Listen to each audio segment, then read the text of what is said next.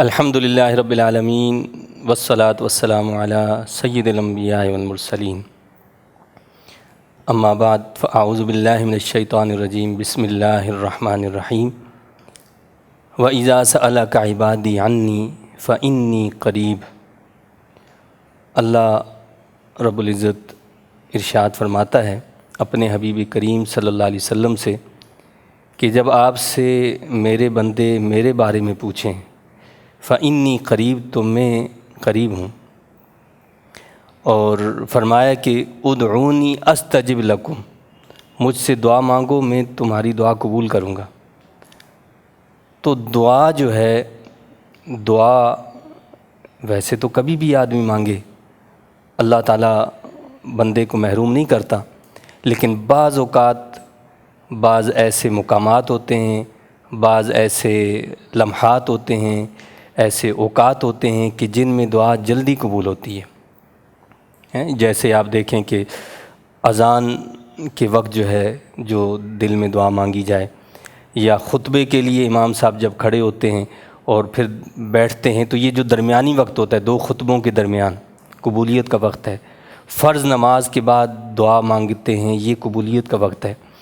اور اسی طرح جو ہے مسجد میں دعا مانگنا، کعبۃ اللہ میں دعا مانگنا، مسجد نبوی صلی اللہ علیہ وسلم میں دعا مانگنا، اللہ کے نیک اور صالحین بندوں کے مزارات کے پاس دعا مانگنا، تو یہ مختلف مقامات بھی ایسے ہیں کہ جہاں جلدی دعا قبول ہوتی ہے۔ دعا کا مطلب ہوتا ہے مانگنا، پکارنا، سوال کرنا، اور اللہ اس بات کو بہت پسند کرتا ہے کہ بندہ مجھ سے سوال کرے، میرا بندہ مجھ سے مانگے۔ اللہ نے رمضان المبارک کے مہینے کے اندر بھی اس کے بعض اوقات، ویسے تو پورا رمضان کا ہر لمحہ ہر گھڑی جو ہے وہ اللہ کی رحمتیں برستی ہیں، لیکن رمضان المبارک کے اندر بھی بعض اوقات خاص دعا کی قبولیت کے ہیں۔ مثال کے طور پر سحری کے وقت جو دعا مانگی جاتی ہے اللہ اس کو جلدی قبول فرماتا ہے۔ تہجد کے وقت، نماز کے وقت جو ہے دعا مانگی جاتی اللہ قبول فرماتا ہے۔ افطار کے وقت دعاؤں کی قبولیت کا وقت ہے کہ حکم ہے کہ اس وقت دعا مانگو، اس وقت اللہ کی رحمتیں برس رہی ہوتی ہیں، اور اللہ فرما رہا ہوتا ہے بندے سے کہ مانگ میں تجھے دوں گا، تو بخشش چاہے گا تو بخش دوں گا۔ تو یہ اوقات بڑی جو ہیں ایسے اوقات ہیں کہ جن میں ہمیں ان اوقات کو فضولیات میں نہیں گزارنا چاہیے، بلکہ اللہ سے مانگنا چاہیے، دعا کرنی۔ اب دعا کیسے کی جائے؟ اب ہم نے رٹی رٹائی جو ہے کوئی دعا مانگ لی اور بس رٹے رٹائے الفاظ ادا کر لیے اور ہماری توجہ نہیں ہے، یہ دعا نہیں ہے۔ دعا وہ ہوتی ہے کہ ہم پوری توجہ کے ساتھ اپنے رب کی طرف راغب ہوں، اس سے جو دعا مانگیں، جو اس سے التجا کریں، اس پر ہمیں کامل یقین ہو کہ اللہ سے جو ہم نے مانگا ہے، اللہ سے جو ہم نے عرض کی ہے، ہمارا رب وہ ضرور ہمیں عطا فرمائے گا۔ توجہ ادھر ادھر نہ ہو۔ آپ دنیا میں بھی دیکھتے ہیں، ہم کسی سے اگر بات کر رہے ہوں اور وہ ہماری طرف توجہ نہ کرے، کہیں اور دیکھ رہا ہو، تو ہمیں اس پر غصہ آتا ہے۔ تو جب اللہ سے ہم مانگیں، دل ہمارا کہیں اور ہو، کہیں اور خیالات بھٹک رہے ہوں، تو یہ مانگنا نہیں ہے، یہ تو اللہ سے دوری کا سبب بن جاتا ہے۔ دعا مانگنا یہ ہے کہ جب بھی دعا مانگیں آپ کو یہ پتہ ہونا چاہیے کہ میں اپنے رب سے کیا مانگ رہا ہوں، اور یہ یقین ہونا چاہیے جو میں مانگ رہا ہوں وہ مجھے میرا رب ضرور عطا فرمائے گا۔ تو سچے دل کے ساتھ، دل سے نکلی ہوئی جو دعا ہوتی ہے اللہ اس کو جو ہے قبول فرماتا ہے، وہ دعا قبول کی جاتی ہے، اسے اللہ رد نہیں فرماتا۔ اور دعا جو ہے وہ کسی حالت میں بھی بیکار نہیں جاتی۔ کیوں؟ کہ جب بندہ اپنے رب سے دعا مانگتا ہے، پہلی چیز تو یہ ہے کہ جو دعا اس نے مانگی بشرطے کہ وہ گناہ کی دعا نہ ہو، مطلب کوئی غیر شرعی نہ ہو، قطع تعلقی کی نہ ہو، اور اسی طرح ظلم زیادتی والی ایسی دعا نہ ہو، صحیح دعا ہو، شریعت کے دائرے کے اندر ہو، تو کیا ہوتا ہے اللہ تعالیٰ جو اس نے مانگا یا تو وہ دے دیتا ہے۔ لیکن اگر اللہ کی مصلحت اس میں نہیں ہے دینے میں، اللہ چونکہ واقف ہے، وہ جانتا ہے، وہ باخبر ہے کہ یہ چیز دینے میں ہمارا فائدہ یا نقصان ہے، ہمیں تو پتہ نہیں ہے، تو اللہ تعالیٰ اس کو، اس دعا کو اس کے لیے آخرت کا ذخیرہ بنا دیتا ہے۔ بعض احادیث سے پتہ چلتا ہے کہ قیامت کے دن جب بندہ یہ دیکھے گا کہ اس کی جو دعائیں قبول نہیں ہوئی تھی دنیا میں ان کا جو اجر دیا جا رہا ہے، تو وہ تمنا کرے گا کہ کاش میری ایک دعا بھی دنیا میں قبول نہ ہوئی ہوتی، اتنا اس کا اجر اور ذخیرہ اس کے لیے آخرت میں جمع ہوگا۔ اور کیا ہوتا ہے کہ اللہ تعالیٰ اس کو آخرت میں وہ ذخیرہ بنا دیتا ہے۔ تیسری چیز یہ ہوتی ہے کہ اللہ تعالیٰ اس دعا کے بدلے میں، اس دعا کی وجہ سے دنیا میں ویسی ہی کوئی آنے والی اس پر کوئی تکلیف تھی، کوئی سخت کوئی ایسی پریشانی تھی، اللہ اس کو دور کر دیتا ہے۔ اسے پتہ ہی نہیں چلتا انسان کو کہ یہ تکلیف، یہ بیماری، یہ مشکل کیسے دور ہوئی، تو یہ اس دعا کی وجہ سے ہوتی ہے۔ وہ جو دعائیں ہم مانگتے ہیں اللہ تعالیٰ سے نا، تو اللہ تعالیٰ کبھی دنیا میں کسی مصیبت کو ٹال دیتا ہے، دور کر دیتا ہے۔ تو ہمیں مایوس نہیں ہونا چاہیے، نا امید نہیں ہونا چاہیے۔ اللہ سے جب دعا مانگیں تو سچے دل سے، پختہ ارادے سے اس سے مانگیں۔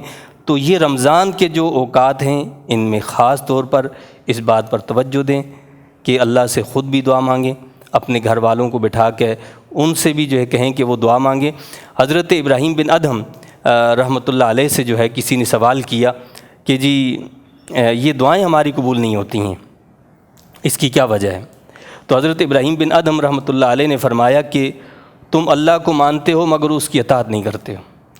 اللہ کو مانتے تو ہیں، اس کی اطاعت کے لیے تیار نہیں ہیں۔ دوسری بات فرمائی کہ رسول اللہ صلی اللہ علیہ وسلم کو جانتے تو ہو، ان کے طریقے کو اختیار نہیں کرتے ہو۔ اللہ کے نبی صلی اللہ علیہ وسلم کو ہم جانتے ہیں، ان سے محبت کا دعویٰ بھی کرتے ہیں، لیکن ان کی اتباع کے لیے تیار نہیں ہیں، ان کی پیروی کے لیے تیار نہیں ہیں۔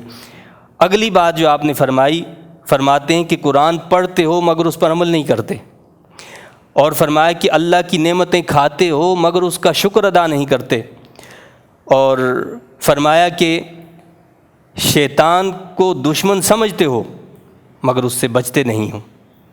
یہ تمہیں پتہ ہے کہ گناہ کرنے والوں کے لیے اللہ نے دوزخ بنائی ہے لیکن اس دوزخ سے ڈرتے نہیں ہو، اور یہ بات سمجھتے ہو کہ موت برحق ہے مگر آخرت کا کوئی سامان تیار نہیں کرتے ہو، آخرت کے لیے کوئی تیاری نہیں کرتے ہو، فکر آخرت تمہارے اندر موجود نہیں ہے۔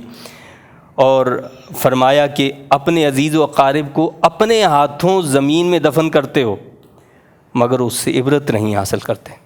یعنی ہمیں اس سے عبرت حاصل کرنی چاہیے کہ ہم نے اپنے ہاتھوں سے اپنے عزیز و اقارب کو قبروں میں رکھا ہے، تو کیا ہم سمجھتے ہیں کہ ہم نے اب زندہ رہنا ہمیشہ؟ تو ہم نے بھی اسی طرح قبر میں جانا ہے، اس کے لیے تیاری کرنی چاہیے۔ تو کہتے ہیں کہ لہٰذا تمہاری دعا جو وہ پھر کیسے قبول ہو؟ جب یہ ساری باتیں جمع ہو جائیں تو دعا کیسے قبول ہوگی؟ تو دعا کی قبولیت کے لیے بھی ضروری ہے میرے بھائی کہ حلال کا اہتمام ہو۔ حلال نہیں کھائیں گے تو دعائیں قبول نہیں ہوں گی۔ حلال کا اہتمام ہو اور اللہ کا ڈر اور خوف ہو تو دعا ضرور قبول ہوگی۔ حضرت سیدنا موسیٰ علیہ السلام کا ایک واقعہ احیاء العلوم میں امام غزالی رحمۃ اللہ علیہ نے لکھا ہے، کہتے ہیں کہ آپ ایک جگہ سے گزرے، وہاں ایک شخص رو رہا تھا، رو کر اللہ سے دعائیں مانگ رہا تھا۔ آپ چلے گئے، کافی دیر کے بعد واپس اس راستے سے گزر ہوا تو دیکھا پھر وہ رو رہا ہے اسی طرح۔ حضرت موسیٰ علیہ السلام اللہ کی بارگاہ میں التجا کرتے ہیں کہ مولا یہ کیا ماجرا ہے، یہ تیرا بندہ اتنا رو رہا ہے، اس کی دعا کو قبول فرما لے۔ اللہ تعالیٰ نے اپنے نبی سیدنا موسیٰ علیہ السلام کو کیا جواب دیا آپ کو پتہ ہے؟ فرمایا کہ یہ رو رہا ہے، اس کی آنکھوں سے آنسو ٹپک رہے ہیں، اس کا دماغ بھی اگر ٹپکنے لگے تو اس کی دعائیں قبول نہیں ہوں گی۔ عرض کی کہ مولا اس کی کیا وجہ ہے، کیوں دعائیں قبول نہیں ہوں گی اس کی؟ فرمایا کہ اس لیے کہ اس کے دل کے اندر دنیا کی محبت ہے۔ یہ دنیا کی محبت جو ہے نا، یہ دعاؤں کی قبولیت کے اندر جو ہے ایک آڑ ہے، یہ ایک رکاوٹ بن جاتی ہے۔ دنیا کی محبت کو دل سے نکالیں، اللہ کی محبت دل میں بسائیں، آپ دیکھیں گے کہ اللہ آپ کی دنیا کو بھی بہترین بنا دے گا، آخرت کو بھی بہترین کر دے گا۔ اللہ تعالیٰ مجھے اور آپ کو خلوص نیت کے ساتھ اپنی بارگاہ میں گڑ گڑانے کی، اپنے سے مانگنے کی توفیق عطا فرمائے، اپنے در کا سائل اور اپنے در کا منگتا، اپنے در کا بہکاری بنا دے، اور دنیا کے ہر در سے اللہ تعالیٰ ہم سب کی حفاظت فرمائے۔ آمین۔ وآخر دعوانا وان الحمد للہ رب العالمین۔